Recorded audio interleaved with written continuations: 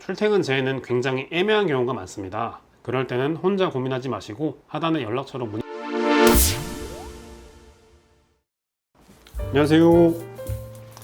더드림 법률사무소의 강재필 노무사입니다. 오늘은 출퇴근 제에 대해 조금 알려드리고자 합니다. 2018년 1월 1일자로 산업재해보상법이 개정 시행되면서 출퇴근하다 생긴 사고도 산재로 인정받을 수 있게 됐는데요. 이를 출퇴근 재해라고 해요. 다만 법에서는 어떤 경우를 출퇴근 재해로 인정해 줄지 구체적으로 정하고 있지 않아서 산재를 담당하는 공공기관인 근로복지공단에서는 이렇게 지침을 만들어서 정하고 있습니다. 자, 시청자 여러분, 지금 화면에 띄어진 산재법 37조 쪽 보고 계시죠? 보시는 것처럼 출퇴근 재해는 크게 두 가지로 나눌 수 있어요. 첫 번째는 사업주가 제공한 교통수단이나 그에 준하는 교통수단을 이용하는 등 사업주의 지배관리 하에서 출퇴근하는 중 발생한 사고이고, 이걸 줄여서 사업주 지배관리 하의 출퇴근 재해라고 하고요. 두 번째는 그 밖의 통상적인 경로와 방법으로 출퇴근하는 중 발생한 사고인데요. 이걸 줄여서 통상의 출퇴근 재해라고 합니다.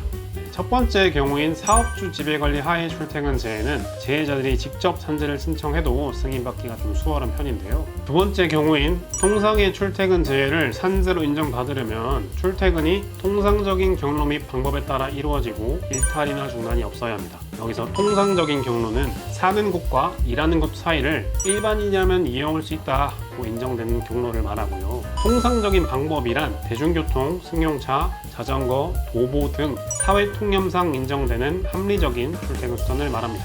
마지막으로 중요한 것은 경로에 일탈이나 중단이 없어야 한다는 것인데요.